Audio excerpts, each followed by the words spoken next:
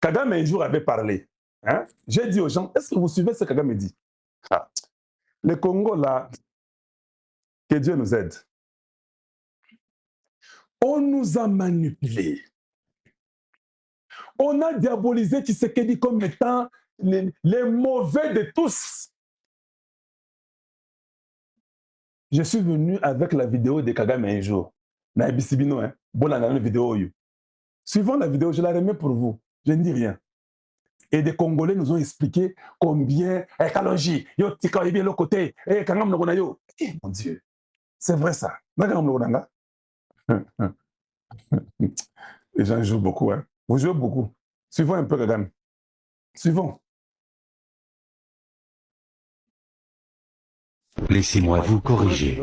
Ce ne sont pas seulement ceux qui combattent dans le CNDP ou dans la soi-disant rébellion appelée M23 qui ont été associés au Rwanda ou à l'armée rwandaise. Même ceux qui sont dans le gouvernement aujourd'hui ont fait partie de cela. Il n'y a personne dans le gouvernement congolais, en commençant exactement par sa tête, qui n'ait pas d'association avec nous.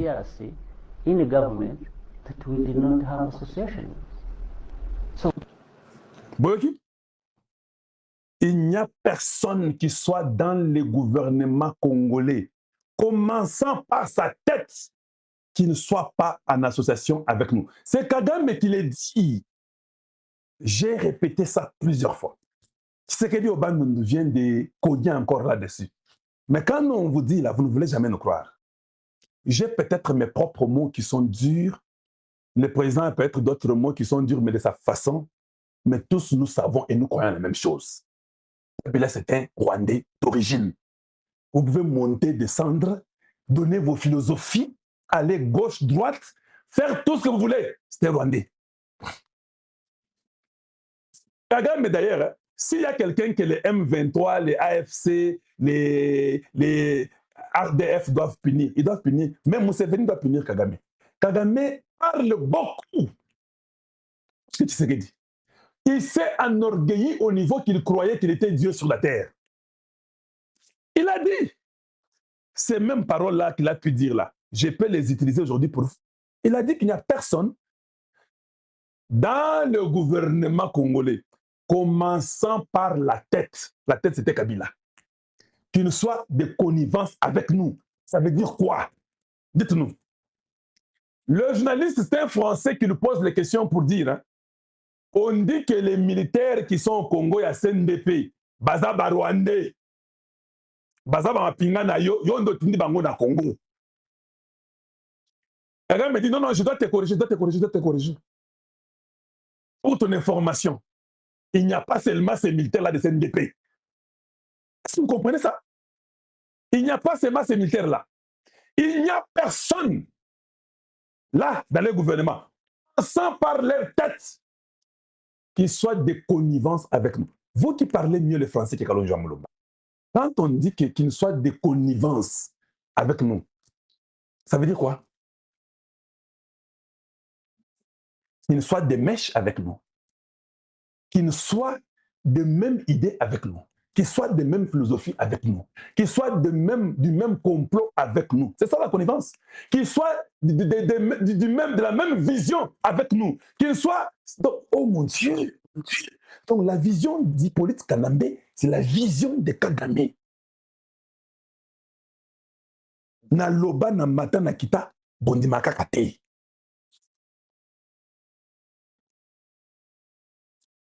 Ce n'est pas Dodo Kamba, c'est Roger Kamba. Dodo Kamba, ça c'est des choses de Dieu, hein? Ça c'est autre chose. Voilà. Donc, lui-même avoue ouvertement, que Pazana Bango, vision moko, masolo moko, nenye moko, esprit moko, et nous sommes là en train de vivre. J'en ai parlé dans mes émissions il y a beaucoup de temps, les gens ne comprennent pas.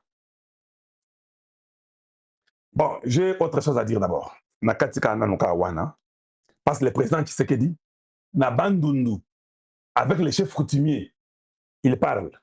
Bon, cherchons un peu le président Tshisekedi, Nabandundu, Toyoka Oyazoloba, par rapport avec ce que Kagame dit. Boyoka, il est en train de conscientiser le Congolais. Tshisekedi, Félix Wamulumba. Il conscientise les Congolais. Yango Wana. Tolanda Toyoka.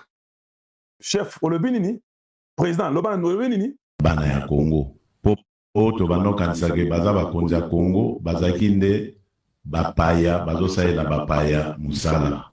Po Bazalinde bapaya. Basala bapaya musala. Il parle de Joseph Kabila. Nous, on pensait qu'ils étaient les travailleurs du Congo. Mais ce sont des étrangers, les travailleurs des étrangers. Nazozongi Sangwana. Bolanda Boyoka présent Tshisekedi. Avec le chef coutumier dans les bandes. Bolanda. Po to bano kanisake baza bakonzi ya Congo, bazaki nde bapaya, bazosalela bapaya musala. Po baboma bana ya Congo. Voilà. Po bazwa biso na boumbu. Makambo boza komona ezosalema na est ya mboka na biso. Ezali par hasard te eza mosala ebanda kala. Ezalaki na relais na kati yao. Bato tozalo kanisaka bakonzi. Quand on dit que ezalaki na relais, ça dit que c'était reflété. C'était une mission qu'on t'a donnée, toi comme un relais, toi comme une antenne. Le président Tshisekedi est très précis que Hippolyte Kanambe était l'antenne du Rwanda au Congo démocratique. C'était leur relais pour leur mission. Nous, on pensait que c'était les chefs de l'État qui travaillaient pour le Congo. Il est clair, hein? Zamboka, nzokande, bangonde mutu, bazozwa, mitindo, oye wuti kuna, po basala kabana Congo mabe. Voilà. Yango na sengi na bino, bofongola miso, pe boye bisaka bana mboka nyonso baza vigilant. Vous tous les fils du Congo, vous devez être vigilants. Quand nous faisons des débats inutiles, vous n'écoutez même pas ce que votre président dit. Vous ne suivez même pas ce que Tshisekedi dit. Boye bisabana Congo, surtout pas la vigilance. Je vais revenir sur la vigilance. Continuons. Mouvement nyonso ya suspect, bokomona, ezale pa ya Congolais, ezale pa ya Mopaya. Tous les mouvements, oh mon Dieu, Tshisekedi Félix, tu es incroyable. Non. Tous les mouvements que vous verrez chez les Congolais, ou Epaya Mopaya. Ce qu'il n'a pas dit, hein, si vous voyez un mouvement suspect chez les étrangers, non. Il dit, hein, mouvement suspect que vous verrez chez les Congolais et les étrangers. Parce que Tshisekedi sait qu'on utilisera les Congolais. Voilà pourquoi au début de mon émission, quand j'ai commencé aujourd'hui, j'ai dit, hein, chose que vous avez n'est pas à relayer. Vous pouvez voir un mouvement chez les Congolais, mais c'est un mouvement de l'ennemi. Il ne faut pas toujours relayer. Je reviendrai pour vous expliquer ça. Tshisekedi nous dit que Kabila était un relais, c'était une antenne pour accomplir la mission du Rwanda. Vous, les chefs coutumiers, soyez vigilants que Bana Congo surtout dit sous le colo à l'issue, c'est ce que ça veut dire. Regardez et contrôlez et les Congolais et les étrangers. Maintenant, quand moi je viens, je dis que non, nous voulons connaître un peu les origines d'Anthony Kinzo ou de Dalo. Oh, Kalonji, tu commences des polémiques, tu es en train de manipuler les peuples. Est-ce que c'est manipuler? Vouloir connaître l'identité de quelqu'un, je manipule. Dans notre question, on doit être vigilant, non? Le président l'a dit. S'il y a quelqu'un qui est vraiment dans la vision de Tshisekedi, c'est Kalonji Mulumba. Je peux dire des choses trop dures et sévères, mais à la fin, quand le président parlera, vous allez dire, ah, mais c'est ça que Kalonji avait dit, non? Mais le président a dit seulement dans ses propres mots à lui. Oui. Je l'ai dit dans mes propres mots à moi. Je vous ai déjà dit, hein, Nalak Sabino, photo Nangana Etienne Tshisekedi Mulumba. En dehors de sa femme et ses enfants, Tshisekedi n'a jamais pris. Ou bien il y a des photos que les gens viennent, ils sont assis, les gens du parti en train de faire le parti. Oui, oui. Vous verrez Tshisekedi s'asseoir avec les gens et consorts. Tout Congolais qui est venu dire bonjour à Papa Etienne avant d'en quitter mon été. Mbote, au Télémi Pembeni, au Pessi Mbote, au Zawana, au Kumbani, et puis on te prend la photo. Moi, quand je vois Papa Etienne en Afrique du Sud, il dit Kalonji, Vandawa, la place de sa famille, non? La place de Mamar, la place des enfants de Tshisekedi. C'est là où il me fait asseoir. Moi, je suis assis dans la même chose avec lui. Nous parlons. Tout le monde dans la salle est là-bas, on était nombreux. Hein? Mais on a Vanda qui n'a yé. On pose des questions, il répond. On pose des questions, il répond. Donc il se sentait à l'aise que je sois à côté là. J'ai la philosophie, la vision d'Etienne Tshisekedi. Je peux vous dire un truc. Je sais que Tshisekedi est de cette même classe-là, son fils, plus que même nous autres. Parce qu'eux-mêmes, quand nous partons, ils restent dans leur chambre, ils parlent plus tout. Quand je vous dis un truc, vous pouvez tout dire et refuser. Vous verrez, Tshisekedi viendra parler de ce truc-là dans ses propres mots. Changer,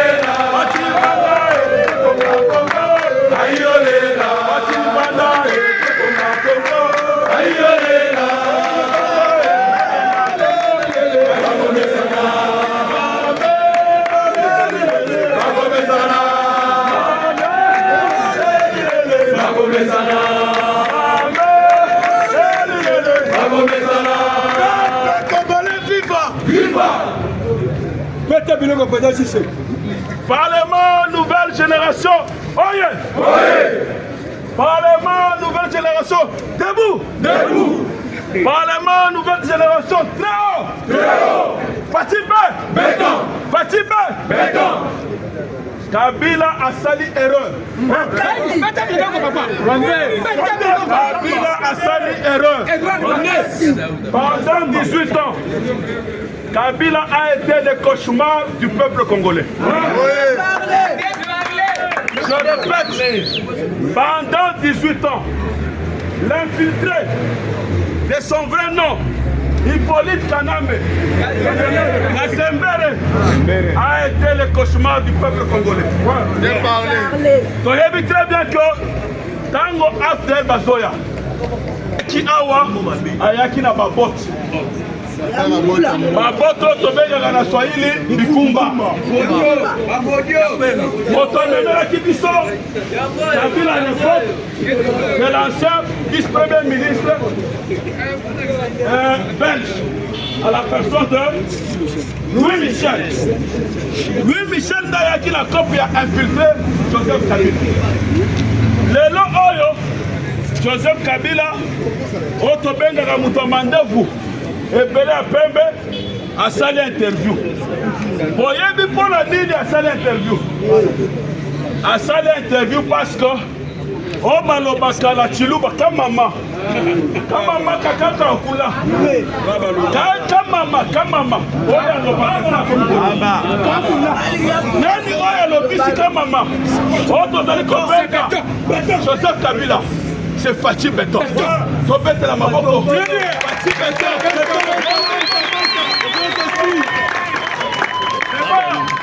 Lelo Fachi Béton a ici la RDC dans les concerts de la SO. Bisika nyonso bazo lobela makambo ya monte. La RDC c'est le pays solution.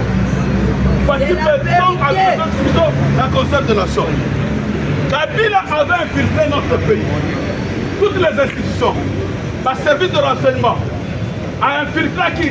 Armée, pas généraux, pas colonels, Toyebi Yango. Mais Kassi, dans notre sélection pression, en 2015-2016, pendant 18 ans, Kabila a été au service de Paul Kagame.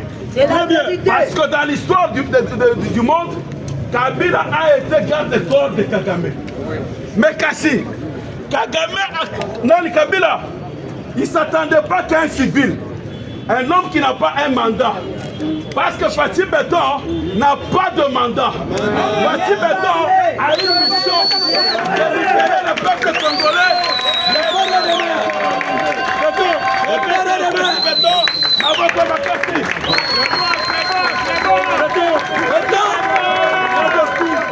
Dans le Biboye, Pona nini biso toza pona changement constitution. Na référendum il y a 2005, nous l'UDPS, avec notre mentor, le père de la démocratie, notre icône, à la personne de Tieti Seydou Moulumba, Toboyaki, au voté pour la constitution. Parce que Zalaki, le contexte est moussous. Mais quand il y a beaucoup d'articles dans la constitution, il y a les Oyo, où ils ont fait fâcher. C'est pourquoi ils sont UDPS. Parlement, nouvelle génération. Phénomène Parlement debout. Oui, c'est colonne vertébrale. Il y a UDPS. Toye Awa, France 24 Baye Awa. Bayo Kasson des cloches. Il y a Bisso, colonne vertébrale, Otozali Kobenga, Parlement debout. Dans la Bible, Toza pour le changement de constitution. Mais changement de constitution, ton précis, communauté internationale, ma partenaire américain, félicitations. Parce qu'au moment où nous rentrons ce matin, nous faisons ce culte matinal du Parlement debout, nouvelle génération, le retrait, il y a des troupes rwandaises. Ils ont Salema, la côté est, Tobet la Mokozamboka.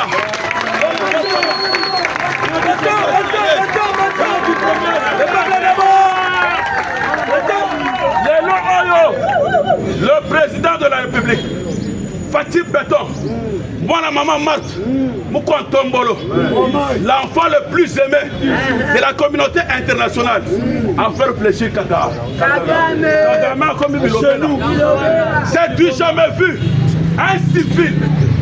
un civil qui n'a pas de mandat, mais qui a une mission. En soi, en réalité, dans notre Silissa, est de la République démocratique du Congo, c'est le moment qui viendra où nous allons changer la constitution. Makambo o Kabila Lobby, que soudanisation et que Salema Awa, jamais nous sommes le peuple est uni. C'est pourquoi ton lobby boyé, Allemand, nouvelle génération, nous sommes sur le ciment, Yamoko Zamboka, nous sommes sur le changement de constitution, mais changement de la constitution avec toute la reconfiguration parce que l'espace nord Kivu, l'espace sud Kivu est en train d'être aplani. Le militaire rwandais, parce que c'est la retraite, la réalité, le changement de la constitution, c'est l'affectif. À toi, Stewa. Viva!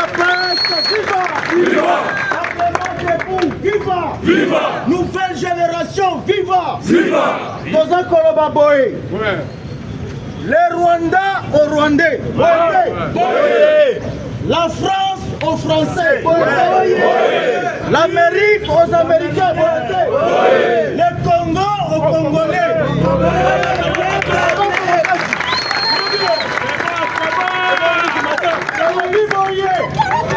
L'article 218 autorise au chef de l'État de changer la constitution. Qui est cet Congolais? Qui est cet étranger qui peut venir nous donner des ordres? Car nous avons un garant de la nation. Merci. Monsieur méchant, méchant, monsieur méchant, méchant, monsieur méchant, méchant, monsieur méchant,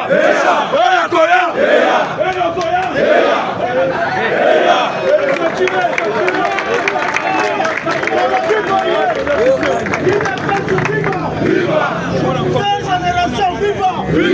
Nouvelle génération et Keisango. Il y a changement de constitution. Toyaka na makambo ko soutenir batu baza ko salisa chef de l'État. Boete. Bayoka ki sangwa nouvelle génération. Nos partenaires France, la faute de l'Amérique, dans lobby, parce qu'il ne faut pas oublier, il y a des gens qui ignorent les gens qui ont vécu. Ici, Nazando, c'est nous. C'est nous. Oui, c'est nous. C'est nous. On a encore Tchatembe, Ayawa. Peut-être que nous, on était devant les vents et marées.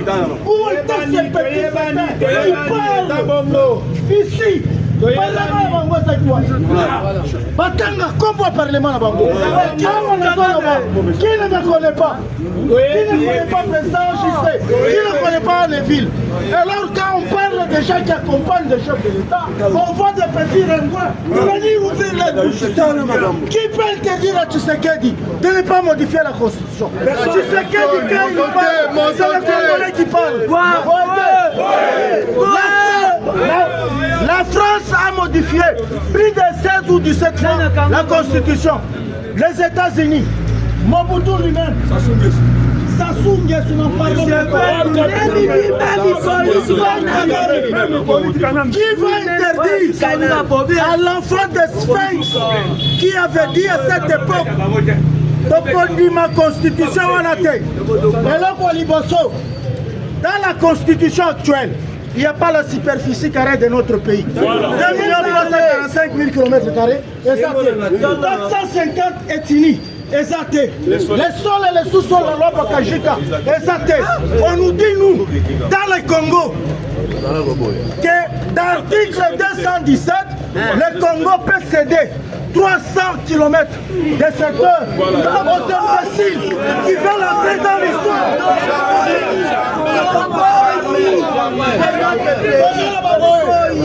Banani Bazali pour le changement de la constitution.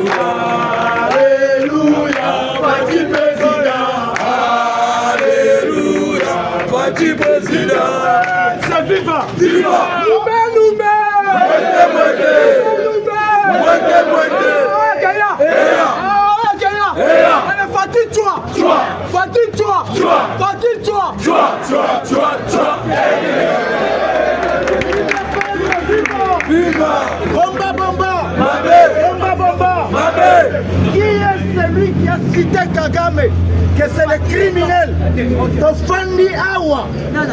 Nani atanga Kagame que c'est un criminel? Moutouma côté, à part le président Félix Oyo a réduit en néant le premier Wazalendo Boete Nani a lobby que Parlement debout nouvelle génération. Et ça pour défendre l'institution. Aujourd'hui, Bomba, Bisato Banda Makambo, Tozalaki Suki Mwindu, Meleko Mipembe, Sanko Bomba, pour la République Moliva, il n'y a pas un parlement qui brille comme le parlement nouvelle génération. Sans batterie, Tozala Balek n'a pas tous pour ça pour évoluer, Tokoboya Bangote. Mais Awa, Bomba, et pour faire abatou, et tout à Jacob Kabaya Bazaliao, à Taraka Bazaliao, à Tedone Moulumba Bazaliao, à Nevini Lunga Bazaliao, Tozana Bateo Bazaliao, Tozana José Mounana, Tozana Batou, Tozana Bafana Koli Bazaliao, Tozana Koli Azaliao, Tozana Bachekobe Bazaliao, Bomba, merci. Maman Mwika Bazalia. C'est viva.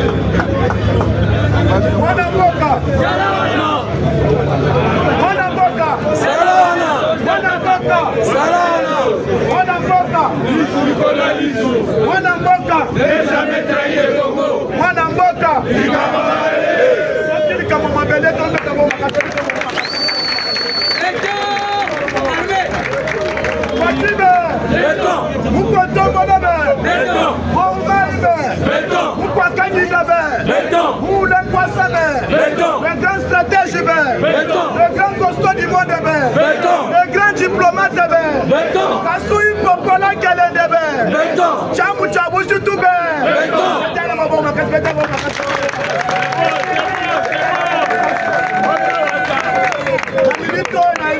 Sabino qui Kagame Azola la Pongi, président Tshisekedi, Nasibino que ce soit Kagame, que ce soit Museveni, que ce soit Basango, Bazola la Pongi bien, puisque problème Oyo, Tobimisi campagne, Tobimisi que va changer la constitution. Yangondo Moni Bazola la Pongité. Bato catholique, Sienko, SCC, Baza branche ya Kagame, pour être baya kotia makele en Congo. Bakoki ko échapper biso. D'ailleurs, biso peuple congolais, dosi déjà tondimi changement ya corps. Oye bisa Chole, oye bisa Ambongo, aliaki mbongo ya Kagame, aliaki mbongo ya Museveni, akene kodangisa ya. Biso tokondima teke, bato catholique, babanda kotia biso makelele en Congo. Changement ya constitution toko changer nango na.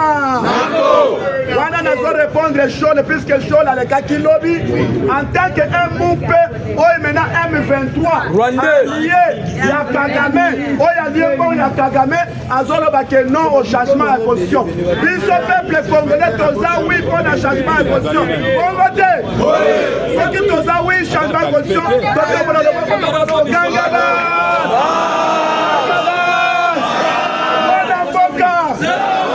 Yango wana toza bisa bango ke. Lobi na mboka na bango, soi-disant chose, na mboka na ye. Dans vous présente Tshisekedi, akitaki na Bandundu ville. Président Tshisekedi akiti na Bandundu ville. Président Tali Bandundu ville. Président Aleli na Motema. Mais na Bandundu, kobanda depuis Mobutu. Ba grand gol, bazana kobanda Kasavubu jusqu'à présent. Ba grand notable, bazana gouvernement, bazana ba institution publique. Même mboka na bango bazo autorité. Gouverner la lobby, c'est toute la première fois. Ayebisi présent, yonge mutu liboso, oy maintenant on valoriser Bandundu. Wana mboka. 30 centres de santé réhabilités. Plus de 70 écoles construites na Bandundu. Alobi, depuis Bandundu et Bandaki, 50 km ya nzela. Bandeko na ngai. Bino kotelemi, bozo betela Fayulu maboko. Fayulu, odo bakeke soi-disant oza mutu ya bandu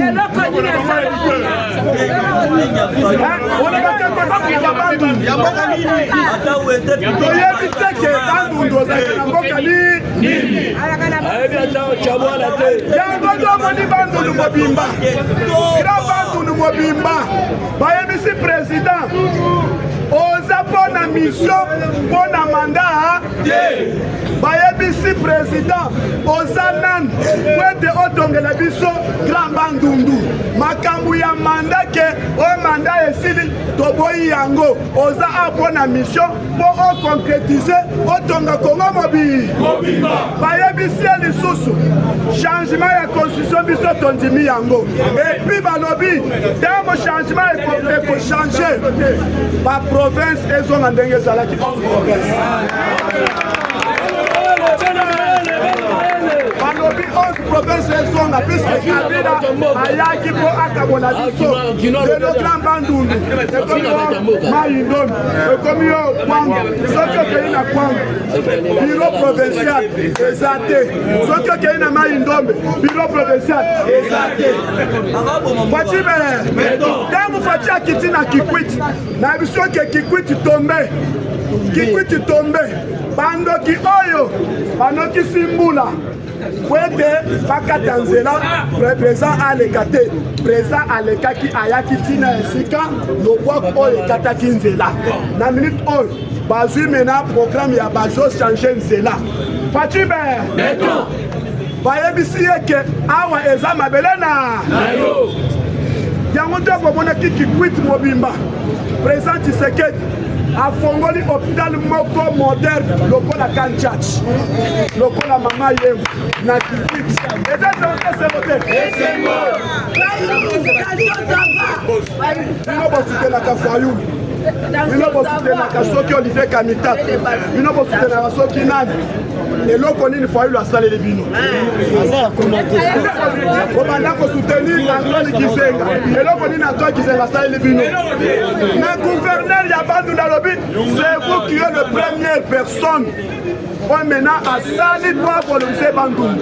Mais ceux qui ont sali 5 ans, quel sera le Bandundu? Fatime yango banda Bandundu nyonso grand Bandundu badolise ya Kwango Maïndombe bandeko nyonso balobi oui pour la changement de la constitution président oza pour la mission tongela biso grand Bandundu courant lelo ekoti na Kikwiti na Idiofa na Bungu na ville ya Bandundu bazosala stade bazosala makambo ya université ekotongama esali batonga université ya Bandundu na kati ya ville ya Bandundu Fatime yango nde omoni biso nyonso esengeli tondima mpo na changement ya constitution oyo azoreagir mpo na contre changement ya constitution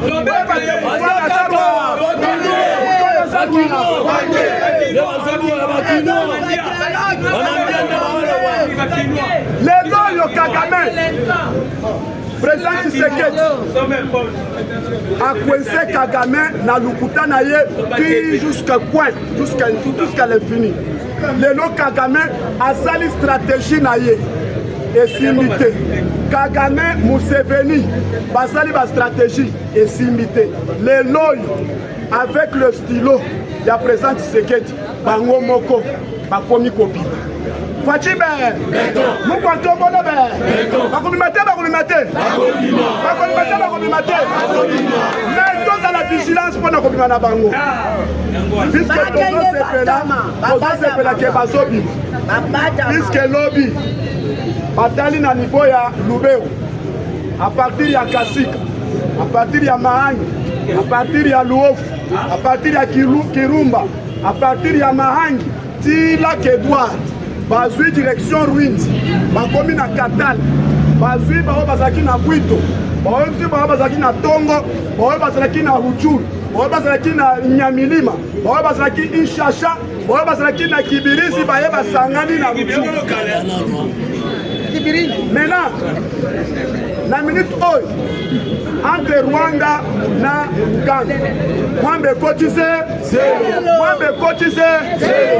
na etali biso te bango na bango ntango babandaki kosala manegance na bango wana biso tozalaki te ya biso te me na minute oyo entre Rwanda na Uganda ezosimba te mpona nini Uganda ye kosutuka na nsima c'est déjà trop tard ntango président Tshisekedi akendaki na Uganda basinyaki baaccord bino yebi bien ke Uganda azalaka na nyongo na biso ya bitumba 6 jours esengeli ku Uganda a devoir biso mbongo etikalaki 550 millions de dollars esengeli a devoir biso mbongo wana président Tshisekedi a tie maintenant développement atandi ke na est banzela eza te puisque Kabila Kagame Museveni basalaki plan ya ke est mobimba nyonso wana basala banzela te po bamona moyen yake mituka ebanda koleka te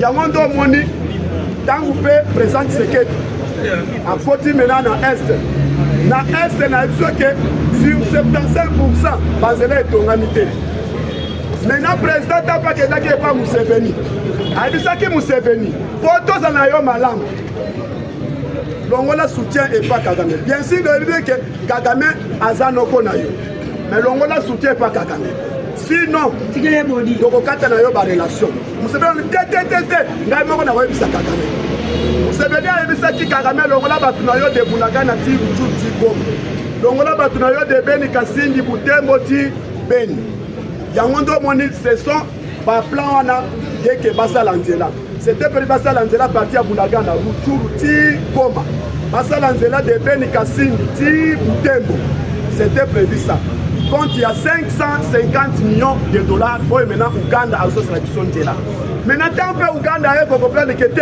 ce qui te sali makambo aboye Rwanda pose l'autre côté mais pression et sous pression est présente sur le plan diplomatique les lois maintenant Uganda a moni que 35% Uganda a perdu les militaires naïe ebele sans vous mentir. Fatibert Uganda a perdu en matériel, en engin. Uganda a azalaki na position. Il y a qu'à détruire Kisangani, il y a qu'à détruire Ituri. De façon que Kagame azwa Nord Kivu, azwa Sud Kivu. De façon tabe bakozwango et concrétiser des boyaux koyokake balkanisation soit sultanisation Kabila le douana. C'était leur plan. Alors dans Fatia l'obité atteint 1 centimètre moko kokendete. Yango ndo moni mena minute oyo bakangi bango bakwese bango. Tant les Américains bakiti mena sur le terrain. Ba Congolais ba telemi. Mboka na biso qui n'est pas bapayate. Na minute oyo toza na 5 commandements sur le terrain. Oyo maintenant ezo pliqué ba M23 ba RDF ba Kodeko ba ADF sur le terrain. Tango maintenant ba moni ke awa eko simbati. Kagame na Museveni après ko perdre ba militaire na ye. Museveni a ebisié que na minute oyo to signaki accord na Congo. Pour être tout le monde moyen kotonga bandela to sisa banyo. Na minute oyo ba Ugandais babima na bango. Maintenant ba Rwandais bokoma na Uganda te puisque soki bokoma na Uganda bokolala wapi. Na minute oyo Kagame azala difficulté makasi. Bien que boyoki les États-Unis d'Amérique ba beleli tous les militaires RDF M23 c'est babima na sol congolais. Bazobi na Bukavu na minute oyo baza vite. Na Bukavu il n'y a rien, babimi déjà. Maintenant, baye kotala maintenant les FARDC aye kosala maintenant reconnaissant na renseignement. Soka batuana bazokende kose kokokutana quelque part. Pour bamisala lokola ba FDLR puisque tous déjà ba information. Tous déjà ba information Kagame ayebisaki a sélectionné par ba RDF bazobimawana a sélectionné bango bakozala plus de 4500. Tant que 4500 bakokende na zamba moko boy zamba wana ekozala likolo ngomba côté ngomba mais na zamba ekozala katikati muto akoyeba te de façon ayebisi bango bomisala lokola bobimi na bino yango ndo moni bazobima en masse nambe bazobima en masse tant que babimi esika nini bomonaki bango bakoti na Rwanda de l'autre côté il faut bon tourne puisque ton son c'est la battre mimi mais monsieur qui vont faire attention avec Rwanda mais selon les informations puisque les informations sont très importantes de façon que conscient FRDC, na niveau de renseignement, na niveau de service de renseignement, vous allez maintenant très vigilant. Vous utilisez les drones militaires, les drones de reconnaissance. Vous allez maintenant visiter M23 Bazo Kende. Jusqu'à destination. Vous allez bango puisque bango balobi selon source autosui. Kagame asolaki na ba RDF nyonso. Oyo boki ba bimina Lubero. Oyo boki ba bimina Simbila, côté ya Bukavu, côté ya Kirumba, kuna Duruchu, bakokuta le sika moko. Bakozana total de 4500 forces spéciales oyo Kagame a sélectionné. Alobi osala lokola ba FDLR. Maintenant Kagame a dit bango que Tshisekedi suka kosala dialogue. D'après kosala dialogue akochité na brassage mixage. Bakozwa bino bakoindexer bino na FRDC. Selon les ici bango mwana mboka. Kobima Kagame a dit bango que babima te mais babisa lokola bazobima. Yango to moni partout bazobima. Maintenant bazokende wapi la sepela ki lobi na sepela ki lobi na sange ba FDL ba M23 babini bakei bakomi babini na sange bakei na sange avant bakoma maintenant na Rusizi bakei ko s'éloigner na ndako moko bo immeuble moko boye ezalaki en étage. Maintenant les FARDC quand on peut bâtir maintenant drone et capter plusieurs personnes non identifiées dans le cadre de ndako moko boye ezalaki na sange te bazali na localité moko boye. Maintenant tant on peut bâtir qui drone comment na kaka bato ba moni drone ekiti na sio que bambangweri batika ki ba matériel na bango ba kimi na sio que ba kimi FRDC a récupéré encerclé maintenant ndako nyonso wana. Maintenant bango babimi sans matériel ba récupérer ba minduki na bango nyonso.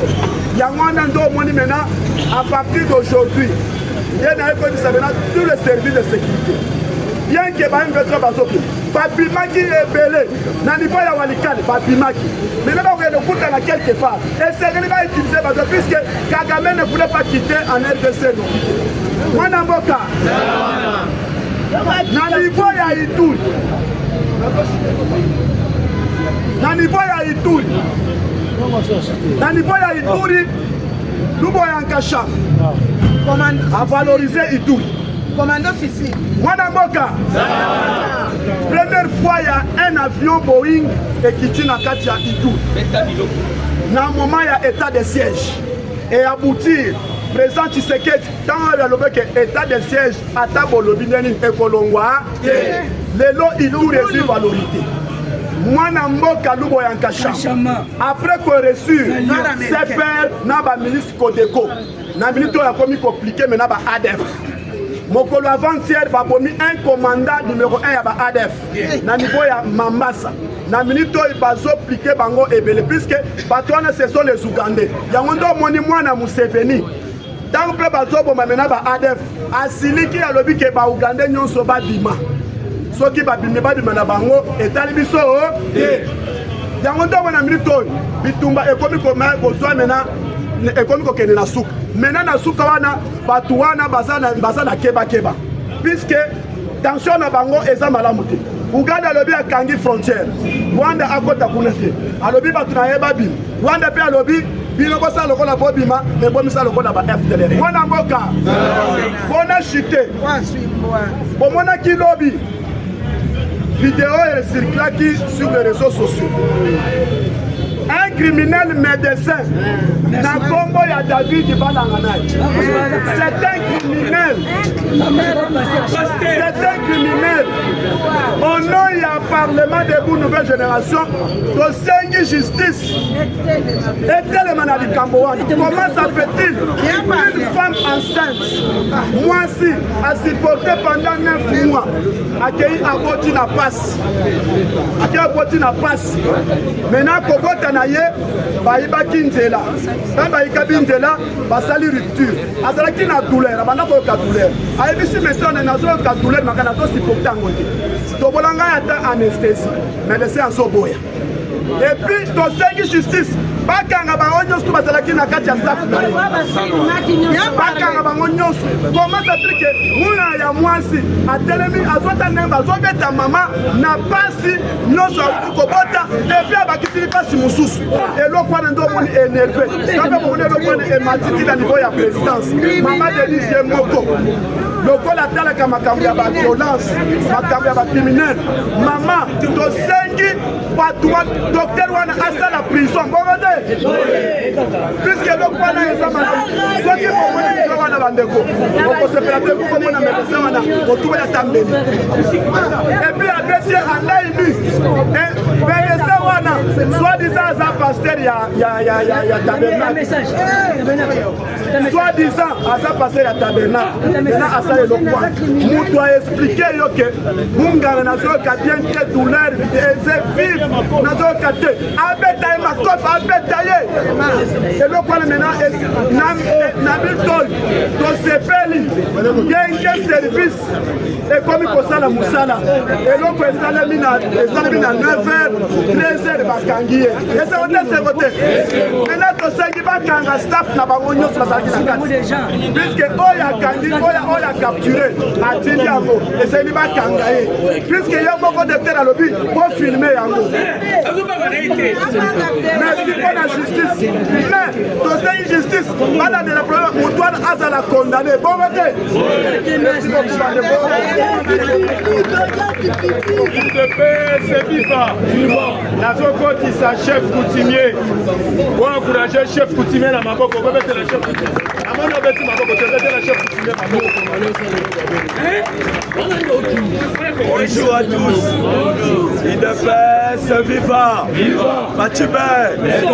Oyo médecin oyo asali eza muke ba minganga na ba docteur makambo basala biso oyo bimi oyo epesa leçon na bakonzi surtout ministre ya santé ba malade bazo souffrir bakosundola mutu na pasi batiki ye bazoleka ye na pouvoir bazosala makambo na nko ti bomoni ya bambata boyo ya kobeta seke makambo mosusu eza babombeli bino. Il faut maintenant veiller dans les pays moussousou, bachaka hôpital, bozana service à renseignement hôpital, bozali na ba service union sonakat hôpital, moutaye bazo identifier chaque service a soit identification ya mutuwana. Na biso awo ezalaka te. IDPS viva. IDPS viva. Bachibe. Kagama beli libo. Kagama komi bilobalo. IDPS viva. Kagama somo na mutasa ya kovanda ya kote. Aso comprendre te aso lobani. Betela na Bachibe to mabo. Batu basaya kovanda so isa bango kozaya kotelemi batelemi alobi bova IDPS viva bati ayebisaki ye okomona nga na banzela na onyo Kagame alobi asoyoka batu bamingongo ya bato solo alobi aza prêt ya kozwa même baministre na ye atinda bango na formation miye betela na moko atombolo maboko soki facha komisi Kagame boye boyebi premier liboma Kagame abela avant de signer accord de paix na Washington Kagame alobi mutu ezosala nga lisusu facha sengi Donald Trump aya na telema basala opération après tokende na Washington akosigner accord de paix na Rwanda Monteba bato bakomi kobela maboma na roi bachibe beto IDPS viva betela moko atombolo maboko. Tango président lobaki force mosusu ekangi Congo eza spirituel na memi Congo na Nzambe. Lelo Kagame abeli libo bitumbe ezalaki entre les satanistes et les chrétiens. Facha lobi na si Congo na pesi na maboko anza les ténèbres korenya lisusu bana kikuti batali bo ténèbres silaka te Facha kiti mwinde pe Fachibe eza ya koinda nazo sabino ke Fati asilisi bango maye même opposition na bango ya basango bango moko batali balobi mutu asukisi biso ande batelemela Mobutu était militaire mais Fati c'est un politique. C'est la politique qui dirige l'armée. IDPS viva. Kagame aza général abosana ke aza l'affaire na politicien. Les lots politiciens bimisé moi n'amour. IDPS viva. Paul Kagame azoloba na batu. Alobi nasoyoka mingongo esoloba na ngai nazomona mutu. Esprit. Makambo nasoyoka. Oyo nazomona. Ese bino pe bozomona ya. IDPS viva. Fati esprit. Na komi na boule na tchabino tout na armée. Tant azoloba bongo ali koloba ke batu nyonso balongwa na pouvoir parce que ye ndi aza soda oyo asimbi Rwanda. Bakokende bango nyonso IDPS viva Fati Beto alobaki na kolongole na pouvoir na kokomise mala lelo kaka mala lesto mala leste ekela mukwa tombolo maboko Kagame azo comprendre qu'est-ce qui se passe azo sala ba théâtre ba soda basobima lobby ultimatum ekoyaka te conseil de sécurité Marcel Boulot abimaka te alobi Kagame soko ozozo makambo wana na aventure le 1er avril oyo boyela Rwanda etali kaka yomo IDPS viva basoda bango moko batali balobi soki Paul Kagame azowumela sikanga moko nakanga bisa basokende bona frontière atala bosani boti na yeku baningane balobi kende kozalobi te kuna deja bawazalendo baza nga kuna na kokota Fati IDPS viva nazo sabino mambu masobele mikolo bazosala réunion na kati ya Bunaganda bato bazoswa bakotya bango wa parce que bato wana baforme bango kaka po badestabilize Congo armée rwandaise proprement dit donc moi basangana na bango ezate Paul Kagame azotala sikoyo retour na bango ekokose nini na Rwanda parce que boyebi ke sanction bapesi armée rwandaise akozwa financement te akozwa soutien moko te en économie ya Rwanda eza basé na armée rwandaise betela mukwa tombolo maboko batia yebaki wapi fu basimba buke balelisa Paul Kagame na ba équipe ya football ya Rwanda ezaka ba équipe ya ba militaire oyebaka ngo do ba équipe wana ekobeta compétition moko te parce que baza sous sanction na kati ya Rwanda soda police afutama $45 soko yoki soda ya Rwanda so dondwa eza ba soda oyo atinda na ba Mozambique atinda na ba pays mususu kuna bazaka na salaire ya $3000 okozongisa $2000 na mboka $1000 ya yo IDPS viva lelo oyo chaque pays tant bayoki ka Fati Beto abeleli alobi Paul Kagame aza Hitler da bangandi otala basoda babibino bobi Mozambique asi basoda boso Benin basi basoda boso IDPS viva lelo Kagame azotala basoda baso ebele risque pe na ye ekomi ebe abi Fati mpona nini osalinga bo yango bakomi na baplan moko lokola ya sabotage kolanda tina mama première dame ke basala basassina baboma ye do batali balobi tosuki oyebi soki mutu obeti ye aye akuti mama bino asolamba beti nzunga fufu tshodi seka silima ye betela Fati Beto maboko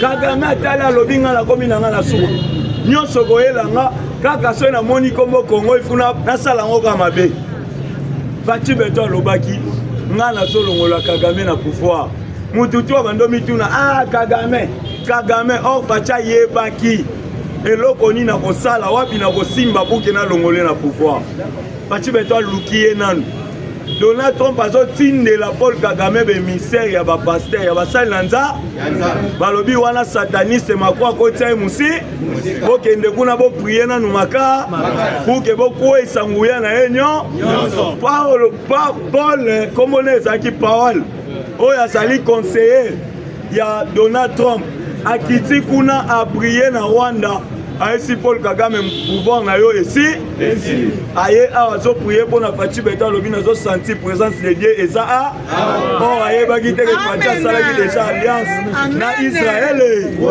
Bible lobi o ako kangisa alliance na Israël akangisi na Nzambe il peut se vivre Fachi Beton aye ba ki makambo zo sala batu babulaki yango azosala théâtre nzoka ayebaki mboka oyo ifuna botola yango sur tous les plans lelo même Kabila makambo akomoloba wana ezobima moke pourquoi parce que président neutralisaki ye na partie spirituelle bambongo oyo force na bango ezoyokana te parce que président aneutralisaki bango na partie spirituelle souvenez-vous président de la république akenda na kati ya Vatican papi ye moko atikela kiti ya bapape esa mbongo avandelaki kiti wana idepeseliba pouvoir nyonso basalelaka katolike eza na Vatican or Fachi Congo evandela ya atotie makelela eloko ekozala koneutraliza bango ka etela Fachi Beton bango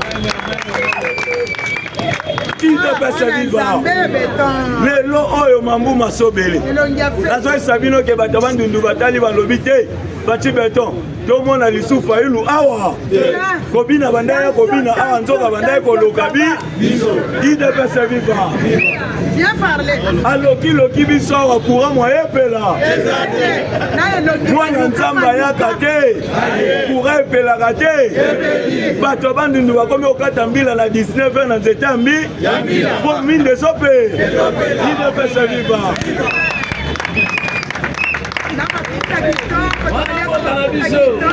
Fachi Beton zotala bo atali mutu likolo na 19 azokata mbi atuni papa wana nani ongai papa nazosa musala kitoko po mindeza parce que toche bampule na biso tina banzete ya mbi Fachi Beton tini otanga alobi na zado natanga maka zoka Kabila alakela batabandunduke société ekende kuna badokter nyonso bakoma okata mbi acha alobiki abwaki nzete na mbeli na ye abwaki yango na alandi Fachi Beton acha memie na pelsete société eba betela Fachi Beton maboko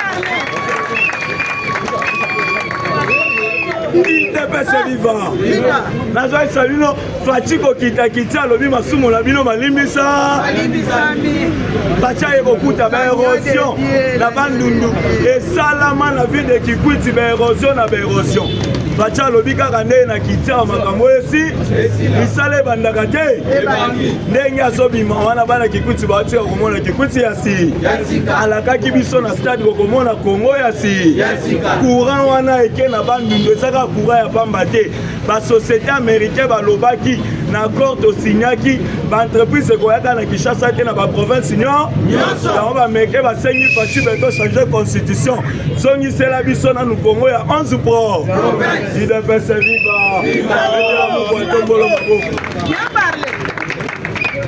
yo moko Fachi Beton nommé premier ministre na yo abima lisusu au sein de la majorité parce que majorité na mboka oyo ezalaka parti moko te ezalaka majorité parlementaire ekomaka ntango tosali na balie na biso nde esali majorité et chaque mutation na idéologie na ye bomoni ke ntango bazwa na idéologie na bango jamais bakotravaille mpo na mboka soki batravaille mpo na mboka mbele bandundu elingi kozwa kuraka idepese viva babanda kotravaille na baintere na bazokende bandundu ntongo midi poko bazolala na bahotel na bagroupe akozonga awa bulu wana esili ye na mutu ntango amoni minda Kinshasa mais or na bunya bana bunya balobi tokobosana Fachi ndenge nini banda mokili banda avion liboso ekitaki avant-hier banda mokili banda bana bunya bamoni avion ezoleka balobi ndeke oyo mune idepese viva betela Fachi Beton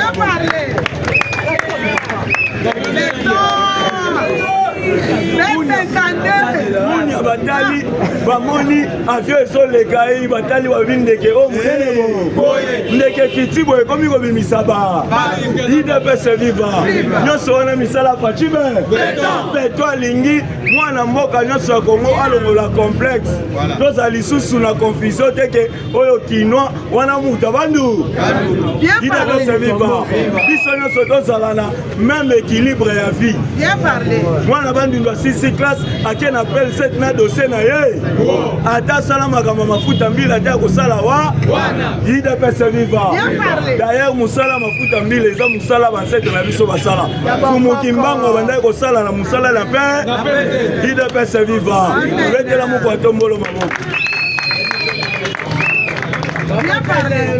basosiété ebele oyo ezokita na mboka na biso oyo peuple congolais akobosa na souffrance oyo bandeko eloko totika nango lokwa mutambu eza kaka constitution oyo Kabila benga yango aloba clairement ma constitution à moi eza ya ye alobaki ya solo eza ya ye soki constitution oyo ezaki ya ye te mbela zobunda te ke bachange yango te elelo oyo shoki tozayebisi so clair ke constitution esalamaki na Rwanda bakendaki kosango epa Caleb Mouton aye nango awa na rube rwandais bayaki nango bato mibale baye do makanisa Paul Kagame yango ezofaire vivre biso bacongolais comme si au Congo tozali na baintellectuel te UDPS viva au Congo oyo ntango tozwi indépendance quand même tozalaki na moins de 10 intellectuels na mboka na biso mais mboka etambolaki mala po peuple congolais aza na mayele oyo nzambe apesa ye omoni président Félix bakritike ye atanga te lelo badiplôme na bango ki docteur na bango eza wa badocteur nyonso tula musi yaza bakomi kotala ileto musi soko omeko kozwa kibo na ndolo e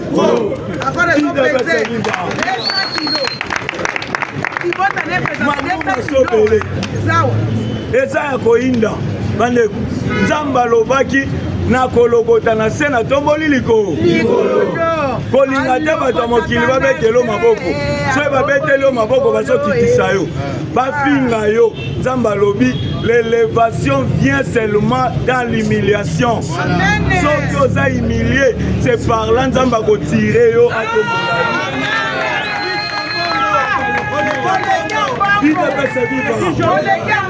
bango nyonso banda mokolo bazokende na Genève mutu nyonso otala kamere na faci kamere nani bona me ntango bake kuna nzambe alobi nga na poni Tshisekedi bino bopona oyo bolingi nga na poni Tshisekedi lelo oyo tolobi yango faci aza na mission bakoyeba yango après et bakitia élection peuple congolais lobi facibe oyo lobami na se lobami liko UDPS viva lotiki Fayulu na banzembo na ye kobina na kobi ye akomi repli Fayulu akomi kosala ba repli stratégique faci ake bandundu ye akimi na bakongo ake kotela filme courant musi atala ke courant mwe kopela te kopela te atala boye faci abeti boye pe bana bandundu balobi moye tolala banda butu azotala kaka te azotala faci boye na présence azotala lisuna te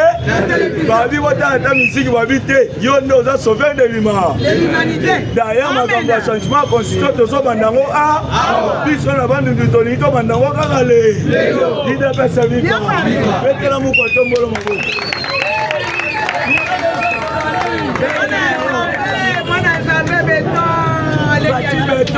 Mukwatombolo ayaki pour que Congo ekoma libre Congolais akoma ko réfléchir na qualité oyo aza nango et non que Congolais azo réfléchir na idée ya mutu mususu aza limité la constitution tozala limité jamais yo Congolais okosala makambo na volonté na yo constitution eza barwandais bazongisa biso na constitution na biso nde par la congolais okokoma histoire na yo yomo idepese vivant